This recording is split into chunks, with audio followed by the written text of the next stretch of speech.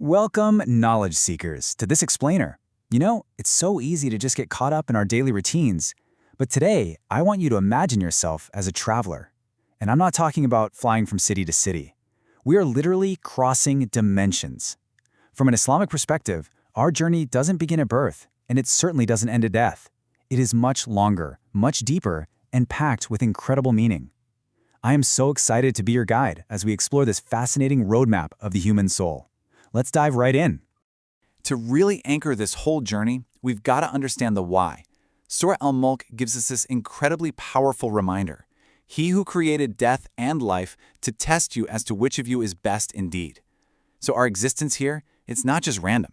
It's this beautifully deliberate test by Allah to see who will accumulate the best deeds. Keep that concept of deeds in the back of your mind, because it's essentially the ultimate currency for the journey we're taking.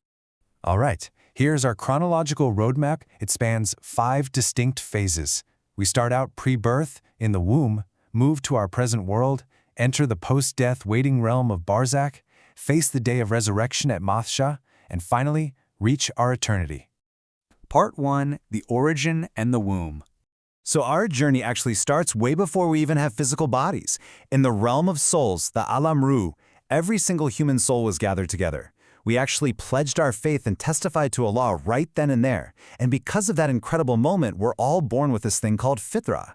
It's essentially our innate natural pull towards the truth and towards doing good. It is the absolute original, pure state of the human heart. Following that profound pledge, our physical creation gets underway in the womb. Now, a hadith tells us something amazing here.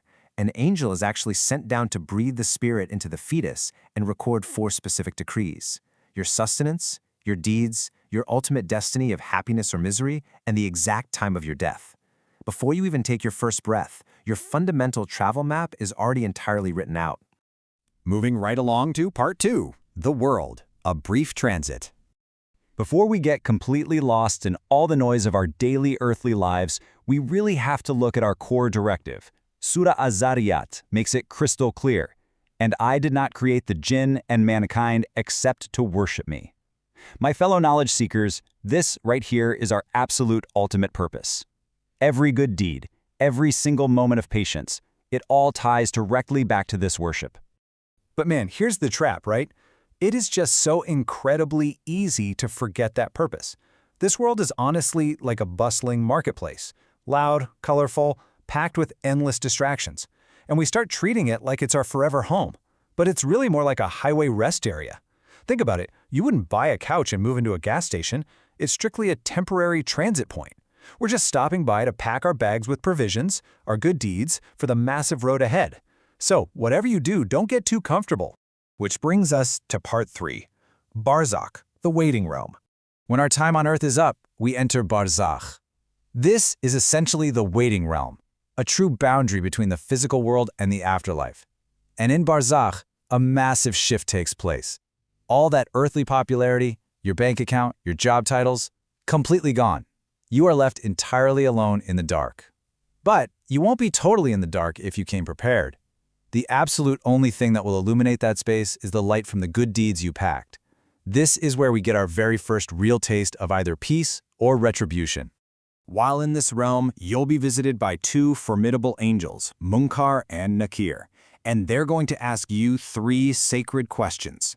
Who is your Lord, who is your prophet, and what is your religion? Now, the fascinating and frankly kind of terrifying thing here is that you can't just memorize these answers like you're studying for a pop quiz. Your ability to answer doesn't come from your tongue.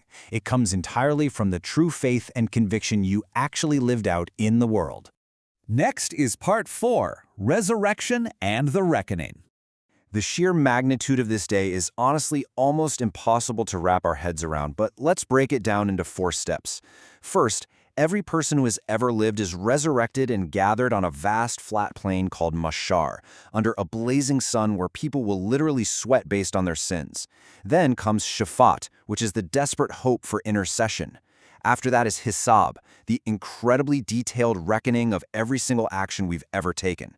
And finally, Mizan, where our life's deeds are actually weighed out on cosmic scales. During that reckoning, the Hisab, justice is absolute. I mean, imagine a massive, high-definition screen playing back every single moment of your life, every secret, every whisper.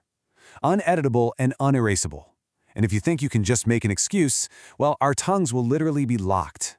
Instead, your own hands, your feet, your skin, they will physically speak up and bear witness to exactly what you use them for. It's a terrifying level of accuracy. But amidst all that intense heat and dread of Mahshar, there is also immense hope. For those who truly dedicated their lives to following Prophet Muhammad, there's Talaga al-Kautsar. This is a vast, pure lake with water sweeter than honey and drinking vessels as numerous as the stars. If you are granted a drink from this lake by the Prophet, you will never ever feel thirst again. It's just the most beautiful, life-saving reward for obedience and holding on to your faith. Now we face Part 5, the bridge to eternity.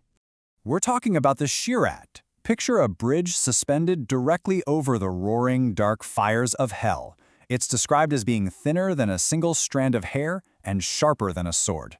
And absolutely everyone has to cross it. But here is the ultimate deciding factor. Your speed and your success in crossing depend entirely on the weight of those earthly deeds. Some are going to cross in the blink of an eye, like a flash of lightning. Others might walk or crawl. And tragically, those who didn't pack enough good deeds will slip and fall into the fire below. Finally, we arrive at Part 6, final destination, heaven or hell. So the test is over, and we are left with two possible eternal realities. On one side, you have Jannah, paradise, a place of glowing light, zero fatigue, no sadness whatsoever, and bliss that literally just keeps growing forever. On the exact opposite side is An-Nar, hell, a place of painful retribution, unimaginable heat, and just this crushing, endless regret for the time that was wasted back in the world. And at this point, there is absolutely no going back. These profound verses from Surah Hud solidify how permanent this is. As for those who are wretched, they will be in the fire. And as for those who are happy, they will be in paradise. The transit period is completely over. The exam results are locked in. Eternity has officially begun. Dear knowledge seekers, having walked through this entire magnificent roadmap from the womb all the way to eternity, I want to leave you with one incredibly vital thought. We know the world is just a rest stop, right?